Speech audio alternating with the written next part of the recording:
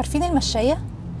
الأداة اللي شكلها لطيف اللي أغلبنا بيجيبها للطفل على إنها بتساعده يمشي أسرع، بس الحقيقة المشاية دي ممكن تكون من أخطر الحاجات اللي ممكن أجيبها لطفلي.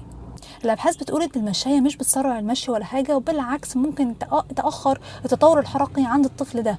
طب ليه هي بتعمل كده؟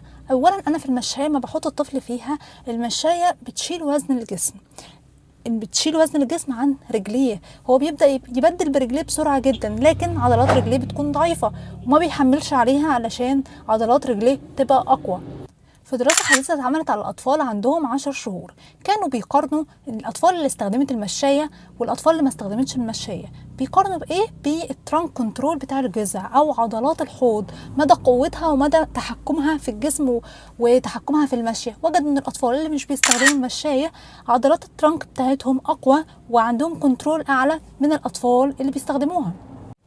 وفي بحث أوسع وأشمل ضمن 109 طفل كانوا بين عمر 6 شهور ل 15 شهر، وكانوا بيقارنوا تطور الحركة بتاع الأطفال ديت. قسموهم لمجموعتين، مجموعة استخدمت المشاية ومجموعة ما استخدمتش المشاية، وكانوا بيشوفوا مدى التطور الحركي بتاعهم. وجدوا ان الأطفال اللي استخدموا المشاية كان تطورهم الحركي بطيء نسبيا عن الأطفال اللي ما استخدموهوش.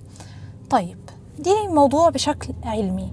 كمان حاجة إضافية بقى بتحذر منها كل الأبحاث، وهي مخاطر المشاية. المشاية مش بس مجرد ان انا بحط فيها الطفل ان هي تساعده تمشي، لا، هي بتخلي وصوله أسرع للحاجات الخطرة، وصوله أسرع للسلم. هو هيجري بالمشاية لحد السلم فيقع، حوادث، يروح يشد كهرباء أسرع. ممكن أبقى سايبة طفلي بأمان في الصالة، فجأة ألاقيه جنبي أو بيجيب حاجة من مكان عالي وأنا مش واخدة بالي وأنا مش متوقعة ده.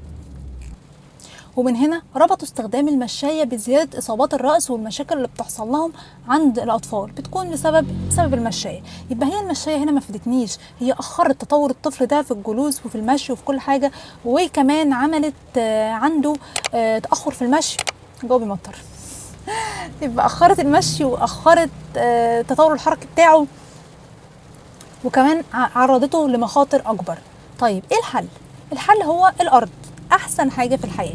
لو انا عايزه احط ابني في حاجه جنبي، مثلا عارفه واحنا بنعمل شغل البيت او خلافه وعايزينه يسكت، فممكن نحطه في اللي هي ستيشنري اللي بتكون واقفه ما بتتحركش، دي امن حاجه. لو انا عايزه اعلمه يمشي، هعلمه المشي في الارض، ان هو يسند على صوفة ويبدا يمشي زي ما قلنا في فيديوهات قبل كده.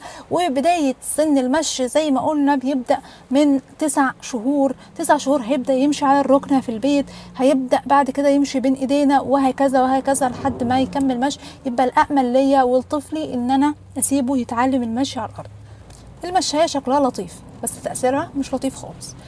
خلينا نسيب الطفل يمشي براحته وبأمان، وزي ما قلنا على الرينج المشي وان هو بيختلف من طفل للتاني، فاحنا ما نستعجلش خالص طول ما هو في الرينج الطبيعي.